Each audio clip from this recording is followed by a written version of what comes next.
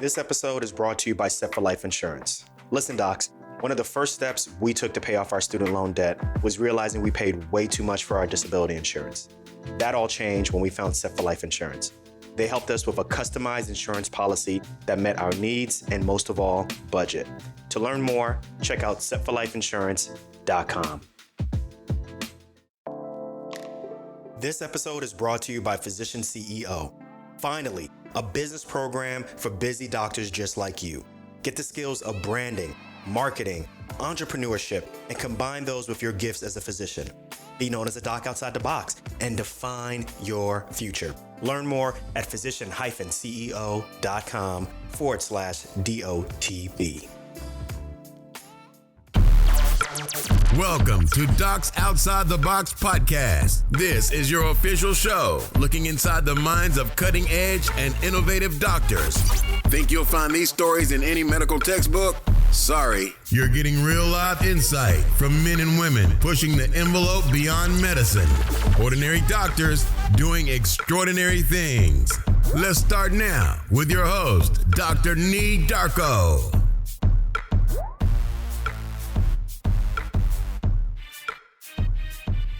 What's good, everyone? This is Dr. Nee, the doc outside the box. Now, before I introduce my next great guest, I'm going to be really honest with y'all. I'm going to tell y'all the truth about something.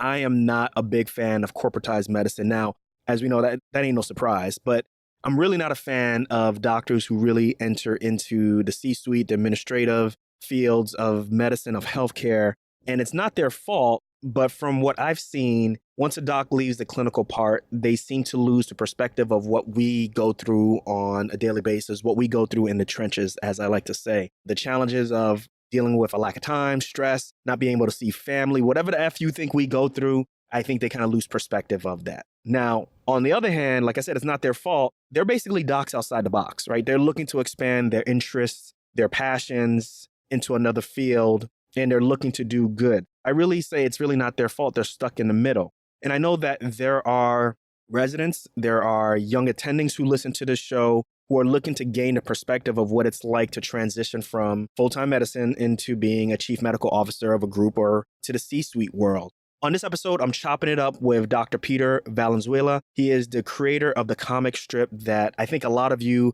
are already familiar with. You may have seen it in numerous Facebook groups related to physicians. You've seen it in my group. And it's called Doc Related. It is a comic strip that takes a really satirical view on healthcare through the eyes of healthcare professionals. And I say it's a combination of Dilbert and That Meeting, the TV show, The Office, and I think it's really funny and it's really on point, okay? Now, besides being the creator of Doc Related, Peter's also a chief medical officer of a large multi-specialty group in California, and he's been recognized nationally as a physician leader as well as an educator. He's on this show to really talk about not just doc related and the inspiration behind that, because I think it's really interesting, but also to talk about his transition from clinical medicine to the C-suite. And he's going to give us a perspective that I definitely didn't know anything about. I'm not going to lie. He's changed my opinion on the way how I normally initially looked at physicians within the administrative field. Share this episode with someone who you think is interested in transitioning into administrative medicine. It's going to be a good one. It definitely changed my mind on what it's like to be a chief medical officer and those alike. Without further ado, I present Dr. Peter Valenzuela. Let's get to it. Dr. Peter Valenzuela, creator of Doc Related. Welcome to Docs Outside the Box. What's good? What's up? How you doing? Hey, I'm doing great. Thanks for having me here, Nee. Appreciate it. Yeah, man. I'm looking forward to having you on this show. I think we communicated a little more than a year ago when I think you started telling me about your comic strip. I was taking a look at it and I thought it was really interesting and wanted to get you on the show. So I'm glad we've been able to connect now. We got a lot of stuff to dig through. People say that your comics are almost like Dilbert, for medical comics. Yeah. I kind of feel like it's almost like The Office almost. You can look at that Office analogy from the TV show, but it's really interesting, your comics. Actually, before we get into that, let's learn a little bit about you. Dr. Peter, where are you from? Where'd you grow up? Let's learn more about that. Sure. I was born and raised in West Texas. Funny because when I do podcasts like this, sometimes my southern drawl comes out. When you hear a drawl, it's either because I'm nervous, I'm tired, or I'm drunk. And it's a little too early for any kind of drink. if you catch a little bit of that, then it's probably one of the other two. Dr. Peter, it is happy hour somewhere in the world. Right?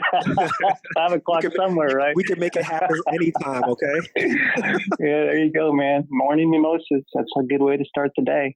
But seriously, I was actually born in West Texas. I was born in Odessa, which most people know is the home of Friday Night Lights. And I grew up in a small town south of there. And the population is about 7,000 people. When I graduated high school, I went to college at the University of Texas, Hook'em Horn. And then I went to medical school in Dallas at UT Southwestern. And I finished up in a rural residency track for family medicine at John Peter Smith in Fort Worth.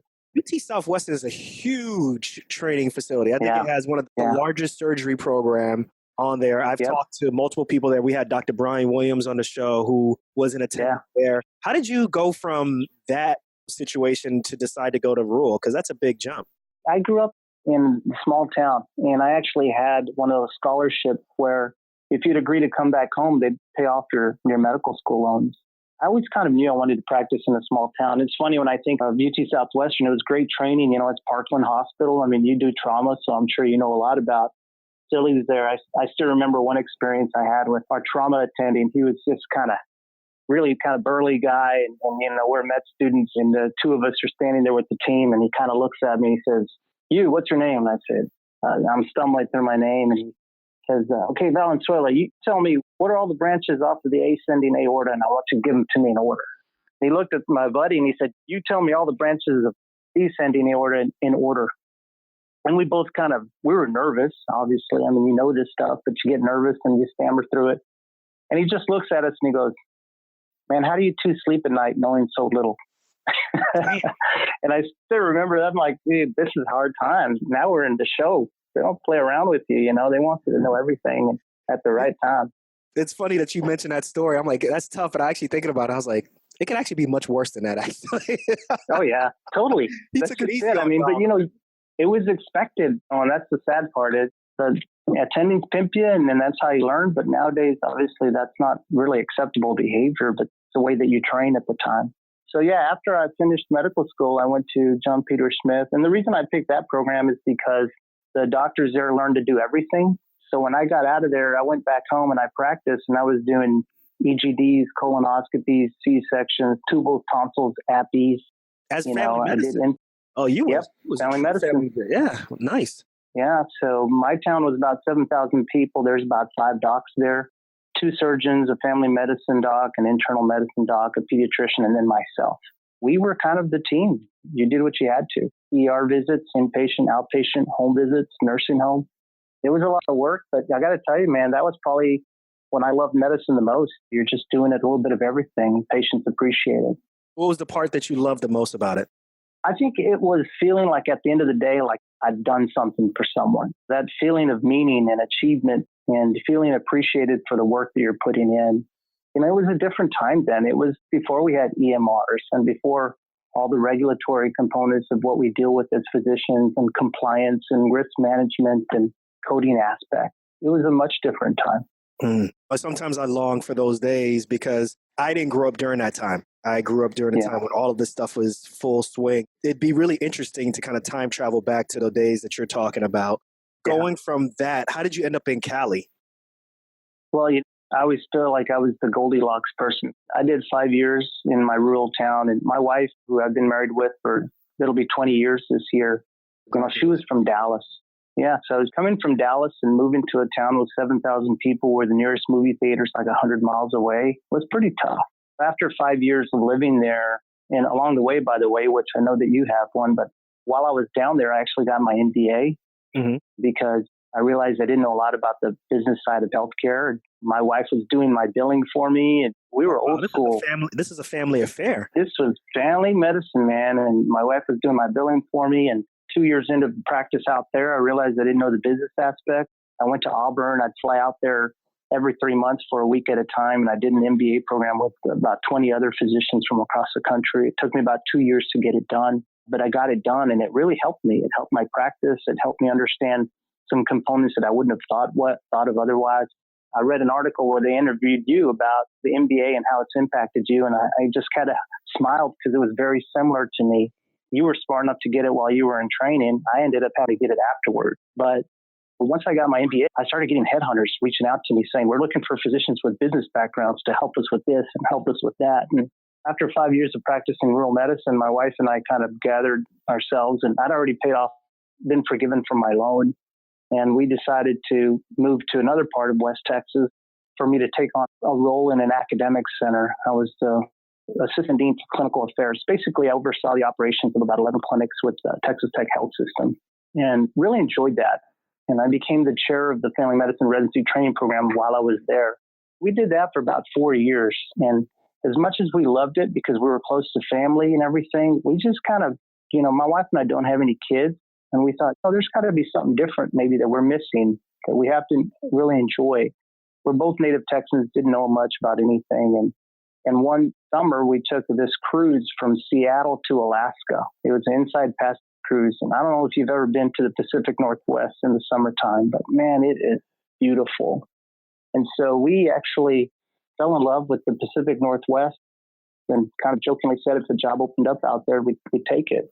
And, I got to say, we within a year, I found a job with the integrated health system up in the Pacific Northwest, north of Seattle. And I took on the role of medical director and eventually became the VP of the Northwest network for the organization. We loved it out there. But is it safe to say you became a suit man? I became a suit man, but without a tie, because, in the Northwest, we don't wear ties on the West Coast. So there you go. I still practice medicine. Yeah. Okay. So you still practice medicine. You're still in the trenches. But tell me about that experience of being in West Texas, right? Practicing in a city as big as 7,000 people, doing all those different things, and compare and contrast that to what it was like going north of Seattle and what that. By then, I'm sure that being naive and wanting to save the world, one patient at a time, had dwindled by then. I'm going to assume. But what was your mindset like then? Were you jaded at all? Like, how did you feel about that stuff? Yeah, it was different, definitely for sure. I went from practicing full time in my previous job when I was doing small town practice to about 50% of the time when I became the chair of a residency training program as well as the assistant dean for clinical affairs to practicing 20% of the time when I took on this role. So I was doing 80% administrative. But a part of me really missed the clinical care. My favorite days were those half days that I was in clinic. But the other part of me thought doing that day-to-day care really helps me take care of those patients individually, one at a time. But being in the role that I'm in now, I can actually do more of a broader population of care for a bigger population of patients. Because we were instituting service lines and ancillary services and support systems to care for populations instead of just that one patient that I took care of in front of me. It helped me see that. I have to say that was also the first time that I really opened my eyes to the organizational disconnect of big health systems. Because what you don't know when you're on the physician side. Pray tell, Dr. Peter, pray tell. Yeah. So, when you're on the physician side, you think everybody's on the same page and it's all about the patient. But when you sit on the other side of the table, it changes. Yeah, it's about patient care, but it's also about the growth of your population. It's also about the strategies you develop. It's also about the finances and the numbers. And I got to tell you, those finances and numbers play a much bigger role than most physicians think. When you're in the clinics and you're asking for a medical assistant or staff support, as a physician, you assume it's not going to be too difficult to make it happen. But when you're on the administrative side, you end up having to jump through all kinds of hoops to see if you can make that happen, and you have to justify it. Well, let me ask you this question, because everybody wants to know this question. Everybody asks this question. Everybody has this thought process. Let's look at doctors on the left-hand side. Let's look at executives on the right-hand side, right? You've been on both sides. A lot of times there appears to be a disconnect. It feels though the left side doesn't know what's going on with the right side doesn't know what's going on the left side. Do you believe, is that true since you've been there? Let's see if I can answer that carefully. I think I've been in some organizations where actually the doctors are the leaders of the organization. And you've seen, statistically and nationally, when you measure quality and provider satisfaction and patient outcomes, organizations that are physician-led, i.e. their CEOs are physicians that maybe have an MBA or that are still practicing, those score much higher, over 26% higher in outcomes and quality than organizations that are not physician-led. So I think that if you can find the right people that's got the skill set on both sides of the table, you can actually be in a pretty good company, pretty good organization. But it's not as common. That's a very small percentage across the U.S. Dr. Peter, taking a political answer. I appreciate it. I'm telling you, man. I hope I answered it without answering it completely. Yeah, I see what you're going. I see where you're going. Okay. From my perspective as a physician, I oftentimes feel like there's a huge disconnect. At least from my perspective, I haven't been in the higher ranks of hospital administration, but I oftentimes feel like they don't understand what's going on down in the trenches. And obviously, I'm going to be fair. It's obvious the other way also. It was interesting. I wanted to get your perspective on that. It's really interesting, your thought process on that. Let's fast forward a little bit. Before we move forward, I want to comment on one thing. Sure. And then we can close it out. One of the examples that I found of organizational disconnects with some health systems is that there was a survey done by the Experience Innovation Network that showed that only 16% of healthcare organizations consider their strategic decisions on the resilience and well-being of those people affected, which means some companies make decisions. They really don't think about who's going to be affected by it within their company, what that's going to mean for them. So that was kind of eye-opening for me when I was reading that survey. Okay. All right. What prompted you to start your doc-related, the comic strip? Because you have a really interesting perspective, obviously a perspective that I think a lot of physicians, a lot of practitioners feel, whether it's true or not or validated or not. But I think there's a lot of physicians, when they read your comic strip, they're just like, man, I feel just like that. I feel like he's talking right to me. What was the genesis? What made you decide to start doing this? About a little over 2 years ago, I was sitting at a conference, and it was a leadership conference with physicians as well as non-physician leaders. And this was a big conference. I won't name the organization or what national conference it was, but it was really big. And one of the topics that we were talking about was dashboard. How are health systems and organizations measuring success, right? And most of the organizations said, well, we have a provider satisfaction dashboard. And then, I thought, man, that's pretty cool.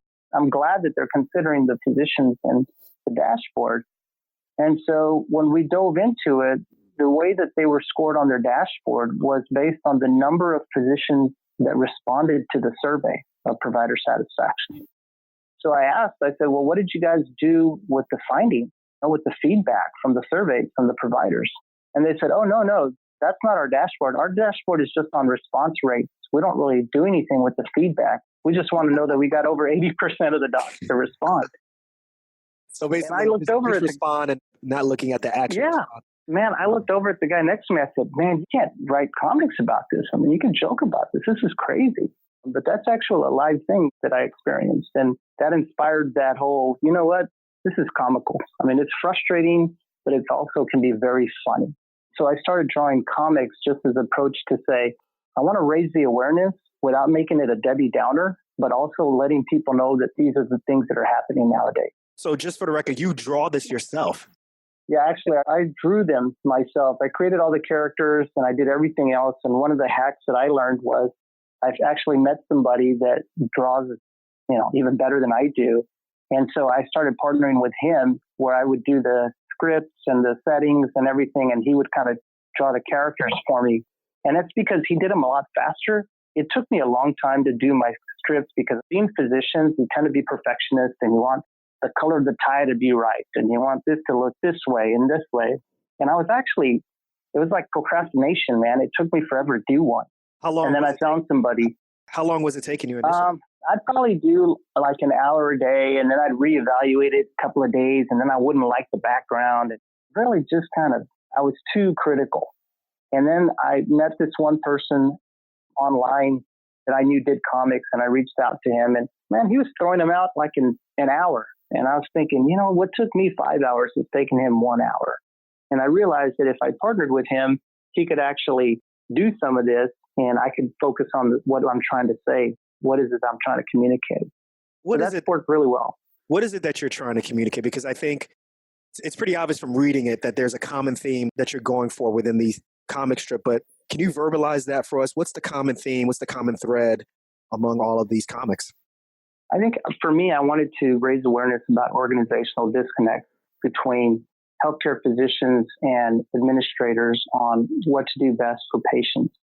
To simplify it, it's the challenges of practicing medicine today as seen through the eyes of people that take care of patients.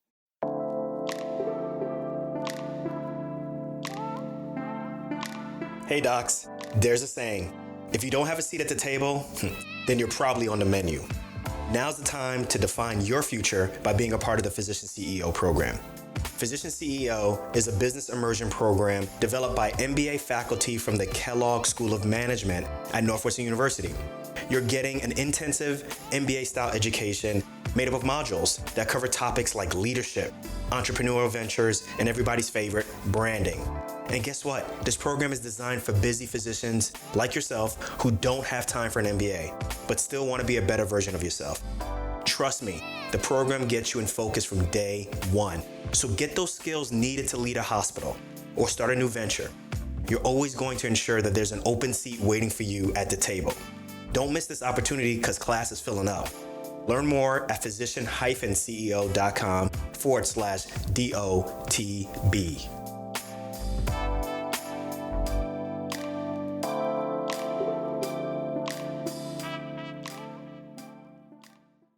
Now, when you first came out with your strip, and I'm sure you showed it to some of your colleagues, what was their initial impression? Let's take it from the physician side.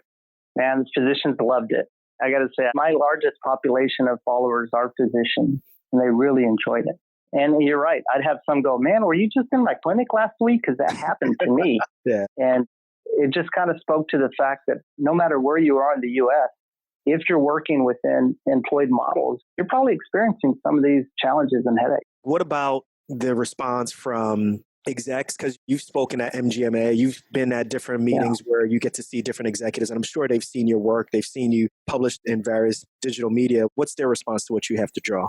Well, it's been kind of a mixed bag. I have some people who understand that this is humor, and then I'm just using satire to point challenges out. And I actually have a good following of managers and nursing staff as well.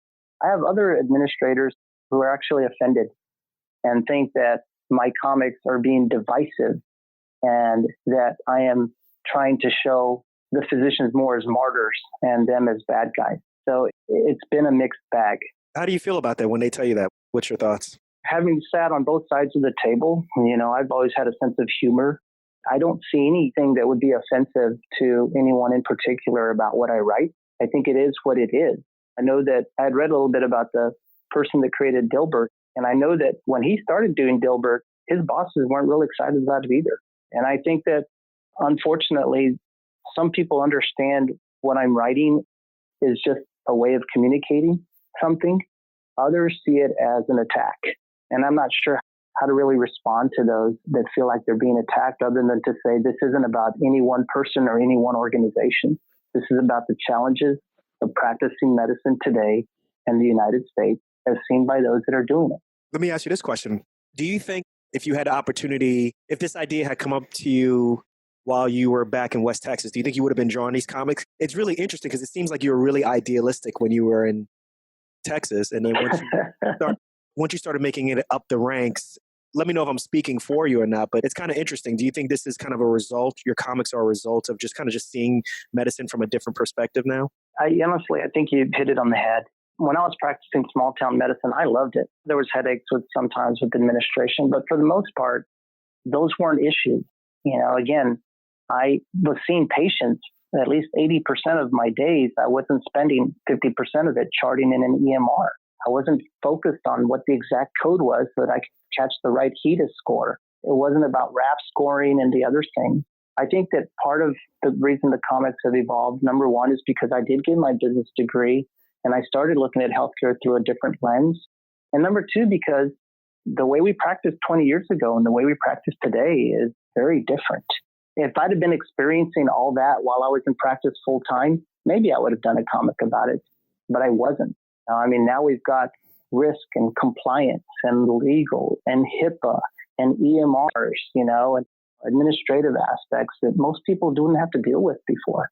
We've got a lot of younger listeners, pre-medical students, even just pre-health students and med students out there in residence. And you are currently a chief medical officer at a large specialty group in Cali.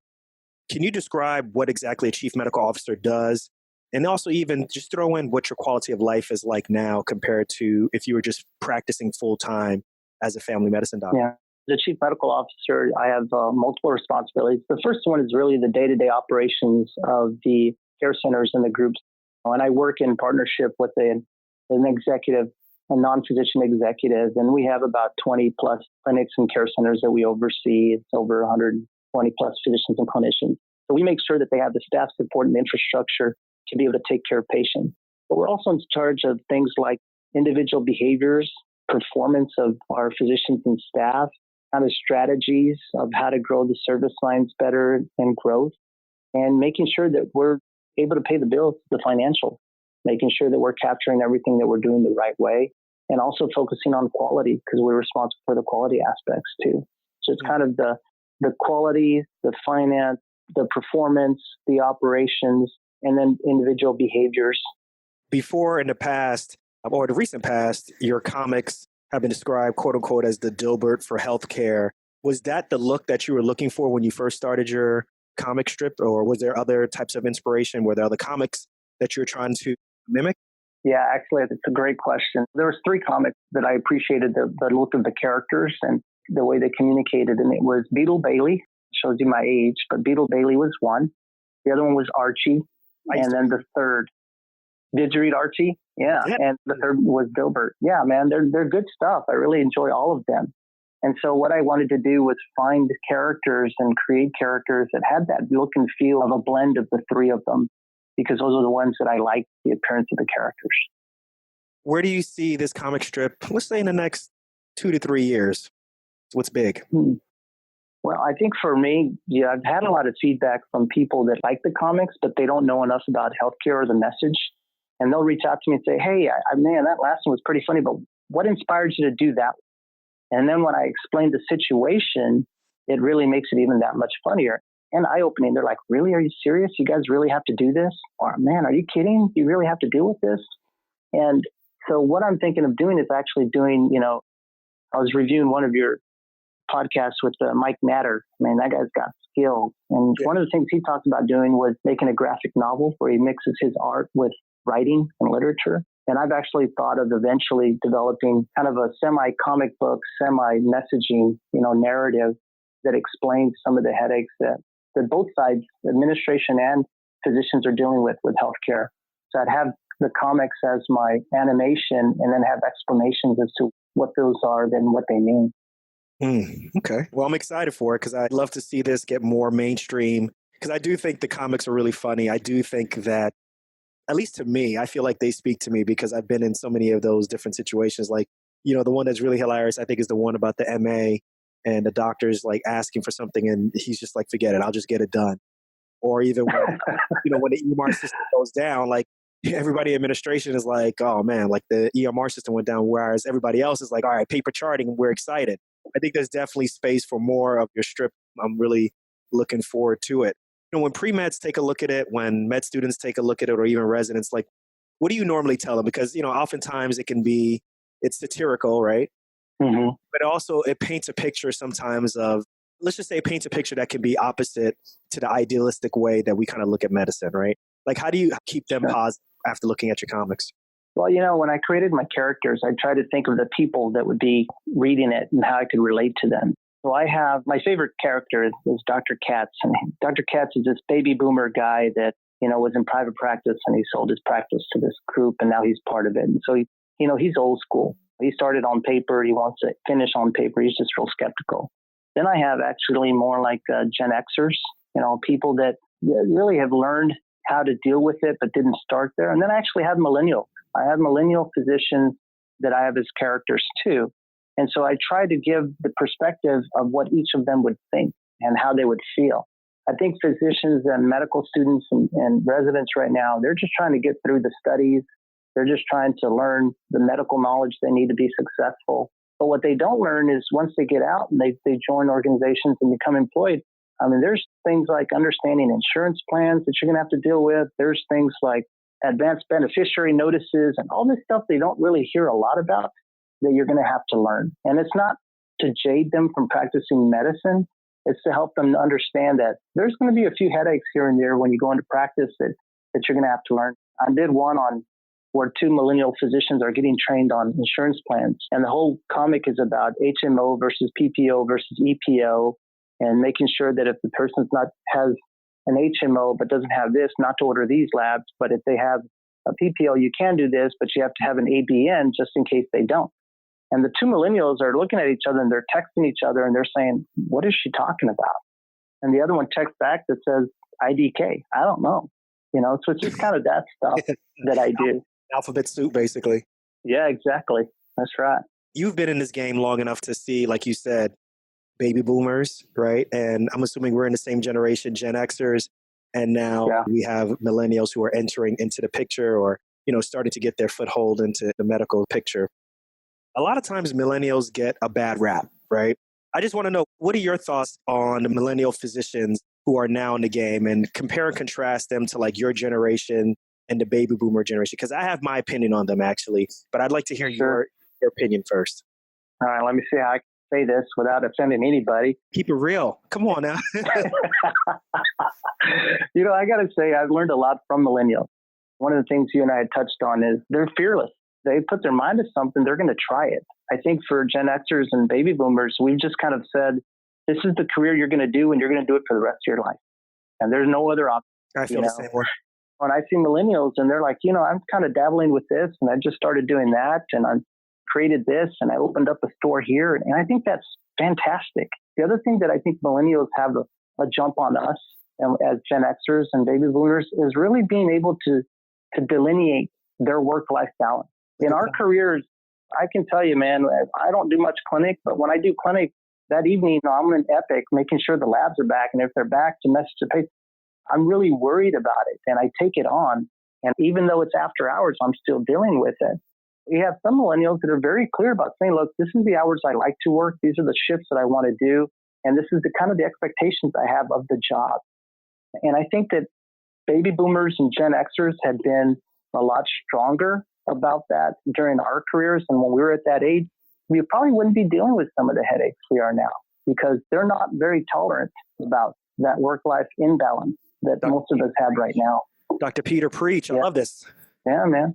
We actually think alike. You actually epitomize what I think and how I feel. You stole my thunder. So I feel the same way. I think they've been a really big positive benefit. I guess I'm at the edge of Gen X into Millennial. I think I'm like the last year of a Gen Xer, I think. I just see what they bring to the game, and they are very aggressive about being excellent at patient care as well as a patient's quality of life, but also at the same time, they care about their quality of life also. And they verbalize things that I thought that I couldn't say when I was in training, right? And I find there's a little bit of an envy there also that I have, and I'm glad that they've been able to verbalize it and make it a little bit easier for us and the generations behind us, to kind of verbalize those thoughts also. Glad to know that you kind of feel the same way. So we are at the end of this interview. Got some fast fire questions. Just going to ask you some questions. You tell me what comes off the top of your head. You game? Sure. Go for it. All right. So look, we covered a lot of things. What's the one thing that you want people to learn from this podcast? I think the one thing I want people to know is that we always focus on being patient-centric. And I think what we need to start understanding is that there's a lot of work that goes into that on the back end. I want people to understand what it looks like behind the curtain to be able to be that patient-centric and who's doing the work. Okay. I love it. Knowing what you know now, what kind of advice would you have given yourself as a pre-med? I would say, don't do it. No, I'm kidding. I'm not going to say that. What I would say is something that I mentioned to you earlier. I would say get to know a lot, as much as you can, about the non-clinical aspects of medicine as you can early on. Meaning, if you're at a school that's got an MBA program or an MHA program or an MPH program, try to do dual, because that's going to help you so much in the future. I kind of did it the opposite way. I went into practice, realized what I didn't know, and had to jump back in and learn it all and get my MBA a few years after I was in private practice, which was a lot more difficult than if I had tried to do this ahead of time and understood my gaps in what I didn't know about medicine. Awesome. Or non-medicine care, I should say. That's some good advice. So what is a personal habit that you have right now that has helped you to be more successful? Kind of one of these guys that wakes up at 5 a.m, routinely. I'm a morning person. My wife's a night person. So the understanding we have is on weekends, when I get up in the morning, I can do all the work that I need to, which tends to be the comics, and other stuff. And as soon as she wakes up in the morning, usually about 8 o'clock, 9 o'clock, I'm done. I'm done for the weekend doing that kind of work, and we spend the day together. So it's really being the morning hack person and having priority and focus on getting stuff done. Love it. And looks like you got some synergy with your wife also. That's awesome. Yeah. Now, I don't know if this applies to you, but if there's someone that you find inspirational, someone that you admire, name a person that fills any of those two categories that you wouldn't mind trading places with just for 24 hours. Yeah, no brainer. Jules Verne. I love Jules Verne. He's the gentleman, short character, bald-headed from the movies, right? Jules Verne is the guy that wrote Around the World in 80 Days, Journey to the Center of the Earth, 20,000 Leagues Under the Sea. Damn, this guy was, well, that's all right, man. That's cool. There is actually a Jules Verne that's very similar to that. But this guy's like 1860s guy that he wrote operas, he wrote novels, he wrote poems, he went to law school, and he's the modern father of science fiction. This guy was creating airplanes and spaceships in the 1860s. One of my favorite quotes from him was, he said, anything one can imagine, another man can make real. So if you can imagine it in your head, there's going to be someone else that's going to come down the road that's going to create it. And I think that's a really good motto to live by. It doesn't restrict you to what you're doing in your current circumstances or in your current occupation. It really kind of opens your eyes to saying, man, if you can have somebody that can do a little bit of everything like that, just imagine if you tried doing a little bit of that yourself. It's a good point. I love it. All right, Dr. Peter, what's one life hack or even a piece of technology that you are using right now that makes your life easier? I like to write articles and make presentations, but again, you've already heard me say I'm a critic about everything that I do. And I used to spend a lot of time editing my stuff and rewriting it. And I found this software. It's called ProWriting Aid. And what you do is you just put in whatever you wrote into this software, and it tells you how many grammatical mistakes you had, how many run-on sentences you had, how many use of too many adjectives, use of cliches. It's fantastic. And it actually has helped me improve my writing skills because of things that I wasn't thinking about. I didn't have formal literary training. This is just something I've done on the side. But that ProWriting Aid has been awesome for me. Okay. Make sure we put a link in the show notes. Love it. All right. Well, Dr. Peter, I want you to complete this sentence. I'm not just a doc. I'm not just a doc. I'm a cartoonist, comedian, and creative. Boom. I love it. Dr. Peter Valenzuela, creator of Doc Related. Thank you so much for being on Docs Outside the Box, man. Hey, thanks for having me, Nee. Really enjoyed it, man.